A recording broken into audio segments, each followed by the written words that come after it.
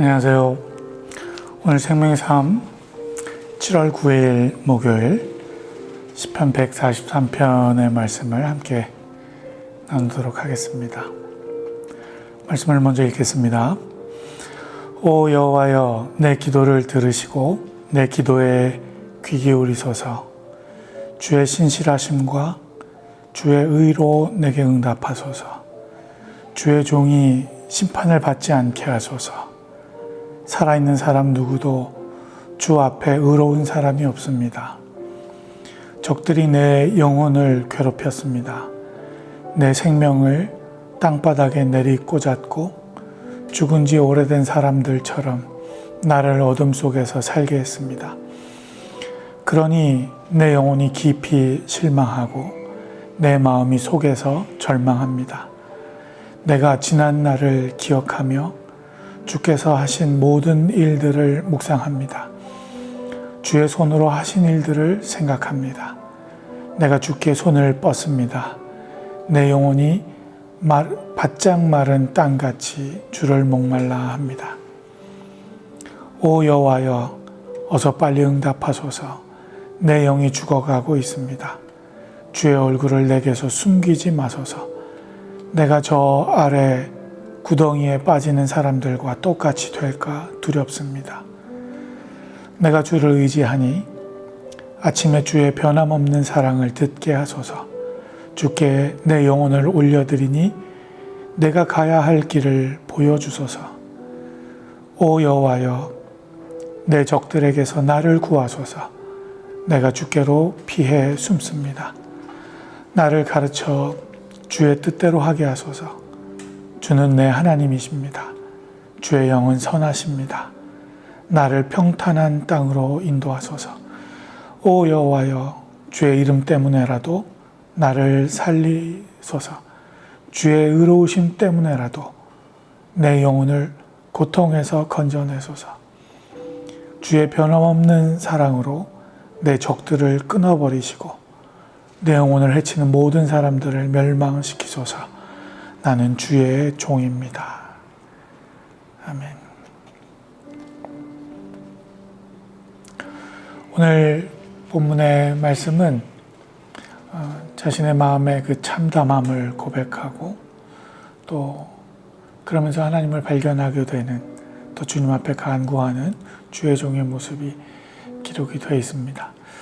근데 우리가 조금 주목해 보게 되는 것이 시편 기자의 이 기도의 모습을 보면 주님 내 기도 들어주십시오, 귀 기울여 주십시오 하면서 주의 신실하심과 주의 의로 내게 응답하소서. 그 기도에 응답하시는 하나님이 신실하신 분이시라는 것, 의로우신 분이시라는 것을 잊지 않고 고백하고 있는 것을 보게 됩니다. 그래서 우리가 하나님 앞에 기도할 때 계속해서 반복 말씀드리고 있는 주제이기도 하지만 주님이 얼마나 우리의 기도에 귀 기울이시고 또 우리에게 주목하시는 분이신지에 대해서 그 신실하심과 또 우리가 하나님의 그 올바른 뜻 가운데 머물러 있다면 주님의 그 정의로운 그 심판과 이끄심이, 그 분별하심이 우리의 삶 가운데에도 적용되어질 수 있다는 것, 그 의로우심을 붙드는 것, 이것이 기도하는 자의 자세라는 것이죠. 시편 기자가 3절에서 적들이 내 영혼을 괴롭혔습니다. 내 생명을 땅바닥에 내리꽂았고 죽은 지 오래된 사람들처럼 나를 어둠 속에서 살게 했습니다 하면서 자신의 그 상황을 이야기하고 있는데, 그래서 내 영혼이 깊이 실망하고 내 마음이 속에서 절망했습니다. 얼마나 영혼이 괴롭고 힘들었으면 실망하고 절망하는 단계까지 내려갔다고, 신실하시고 의로우신 주님 앞에서 마저도 이렇게 고백을 하고 있는 걸 보게 됩니다. 적들이 내 영혼을 괴롭힌다라고 고백하고 있는 이 말씀을 우리가 지금 우리의 삶에 적용을 해보자면 지금 이 시대에 우리의 영혼을 괴롭히는 적들은 과연 어떤 대상들인가 한번 생각을 해보게 됩니다. 지금 전 세계적으로 유행하고 있는 코로나19의 이 상황들, 그 가운데서도 또 우리가 당면한 문제들, 요즘 뭐 뉴스에서 많이 나오고 있는 집단 따돌림, 왕따, 또 성차별, 또 부동산에 관한 문제들, 뭐 이런 문제들이 그냥 뭐 뉴스에서만 나오는 이야기들이 아니라 바로 우리 사회의 문제고, 내가 속한 어떤 기관의 문제고, 또 우리 가족의 문제라는 것들을 고백하지 않을 수가 없죠. 많이 또 경제적으로 어렵고 힘든 그런 상황 가운데 놓여 있는 것 같습니다. 건강의 문제들도 있고, 그런 우리를 힘들게 하는, 절망하고 또 실망하게 만드는 그런 적들, 우리 인생의 적들. 저도 뭐 요즘 목이 다시 조금 신호가 와요. 어깨가 좀 저리고, 그래서 좀 자세를 잘 교정하고 운동하는 일도 조금 쉼 없이 지속적으로 잘 해야 되겠다 이렇게 생각이 되는데, 그런 우리가 이 시대를 경험하면서 싸울 수밖에 없는 우리 안의 문제들, 이런 문제들에 대해서 우리는 어떻게 대처하고 있는가. 또 어제는 교회에 대한 이제 또 정규 예배 이외의 모임들을 금지하는 그런 조치들이 취해졌는데, 많이 의견들이 올라오고 있는 것들을 보게 됩니다. 특별히 교회에 관한 직접적인 문제이고 규제이다 보니까 민감하게들 반응을 하시는 것 같습니다. 그런데 저는 그냥 좀 본질적인 문제들을 살펴봤으면 좋겠다 싶어요. 이것이 그냥 우리에게 당장 어떤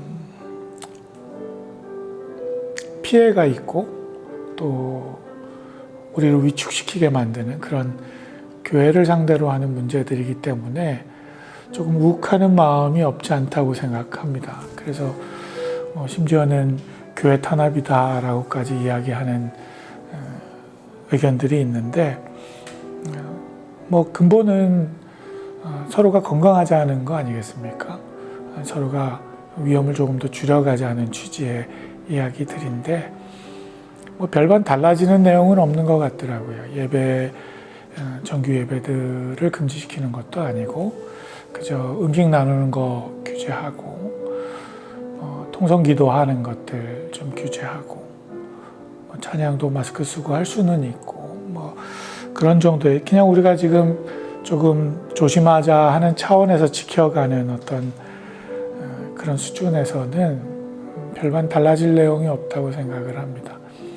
그러니 너무 마음 붉히지 않고, 너무 감정을 오버하지 않고, 교회가 그리스도의 사랑을 서로 나누고 또 함께 하는 일에 우선되어져야 하는 그런 사람들의 모임이라면, 이웃을 생각하고 사회를 생각하는 마음으로 교회가 먼저 솔선수범해야 하지 않는가, 그런 생각을 또 한번 해봅니다. 어쨌건 우리의 영혼을 괴롭히는 문제들, 이런 어려움과 절망스러운 문제들 앞에서 어떻게 반응해야 하는가. 시편 기자는 5절에서 그때 내가 지난 날을 기억하며 주께서 하신 모든 일들을 묵상합니다. 주의 손으로 하신 일들을 생각합니다. 이렇게 고백하는 거예요. 저는 이 부분이 참 중요하다고 생각해요. 절망의 순간에 우리의 지난날의 과거, 하나님께서 내게 어떻게 하셨던 분인가, 주의 손으로 하신 일들이 어떤 일들이었는지를 우리가 기억해내는 것, 이것이 바로 지금 이 순간 저와 여러분이 기억해야 되는 하나님의 일하심이라고 생각합니다. 그리고 주께 손을 뻗고 간구하는 거죠. 내 영혼이 바짝 마른 땅같이 주를 목말라 합니다. 정말 그 갈망으로, 목이 타들어가는 그 간절함으로 주님 앞에 메어 달릴 때 주께서 우리에게 응답하시는 은혜, 또 그 소망을 우리가 발견하게 될 줄 믿습니다. 8절에 보면 내가 주를 의지하니 아침에 주의 변함없는 사랑을 듣게 하소서. 주께 내 영혼을 올려드리니 내가 가야 할 길을 보여주소서. 그냥 단순히 도와달라고만 하지 않고 조금 구체적으로 내가 주를 의지할 때 내게 필요한 거, 주의 변함없는 사랑을 듣는 그 통로를 열어가는 거. 어떻게 변함없는 주의 사랑을 들을 수 있을까요? 저는 우리가 이렇게 함께 나누는 큐티의 시간을 통해서, 말씀을 묵상하는 시간을 통해서 특별히 주님이 우리를 사랑하신다는 거, 이것을 우리가 반복적으로 인식할 수 있는 그런 기회, 또 창구가 된다고 생각합니다. 말씀을 계속 큐티해 나가실 수 있는 저와 여러분 되실 수 있기를 바랍니다. 또 주께 내 영혼을 올려드리니 내가 가야 할 길을 보여주소서. 이런 어려운 순간에 이런 의견, 또 다른 의견들이 있을 때 정말 주님이 원하시는 길은 어디인가? 주님이 나를 통해서 이 땅 가운데에서 하나님의 뜻이 보여지시기를 원한다면 나는 과연 어떤 길을 걸어가야 하는가? 주님, 그 길을 보여주십시오. 그저 내 상황에 따라서 이익이 되는 어떤 선택을 하는 것이 아니라 하나님이 원하시는 길, 하나님의 뜻 가운데에서 하나님이 이끌어 가시는 길, 그 길을 보여달라고 기도해야 되는 거죠. 10절에서 그렇게 말씀합니다. 나를 가르쳐 주의 뜻대로 하게 하소서. 그래서 우리가 배우는 일이 필요한 것입니다. 이 순간의 나의 판단과 선택은 사실은 내 상황과 내 입장을 따르는 선택이 될 가능성이 상당히 많거든요. 그래서 조금은 객관적인 입장에서 주님의 시각에서 주님이 우리를 가르쳐 가실 수 있도록, 그래서 주님의 뜻된 그 길을 내가 선택하고 걸어갈 수 있게 도와달라는 기도, 이 기도가 우리 가운데서 선행되어져야 할 것입니다. 정말 간절한 기도를 오늘 시편 기자가 143편에서 하고 있구나 라고 생각되어지는 구절은 11절이에요. 오 여호와여, 주의 이름 때문에라도 나를 되살리소서. 주의 의로우심 때문에라도 내 영혼을 고통에서 건져내소서. 정말 내 영혼이 바짝 마른 땅같이 주를 목말라 한다는 이 고백이, 주님, 내게 아무런 이유가 없더라도 나를 구원하시고 나를 이끌어내실 아무런 이유가 내 안에서 발견되지 않더라도 주님이 나를 자녀 삼으신 그 주님의 이름 때문에라도, 주의 그 의로우심 때문에라도 나를 좀 구원해 주십시오. 나를 되살려 주십시오. 이것이 우리가 정말 궁극적으로 드릴 수밖에 없는 기도의 고백인 것 같습니다. 내 안에 아무런 선한 것이 없다는 고백. 그저 주님의 이름 때문에, 주님의 의로우심 때문에라도 주님, 나를 긍휼을 베풀어 주십시오. 마지막 고백이죠. 나는 주의 종입니다 하는 시편 기자의 12절 마지막 고백.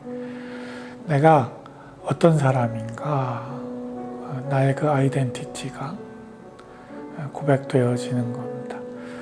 내 인생의 주인 되신 하나님, 그 여호와 하나님을 기억하고 그분 앞에 나는 순종할 수밖에 없는 자입니다 고백하는, 나는 주님의 종입니다. 오늘 하루의 삶을 살아가시면서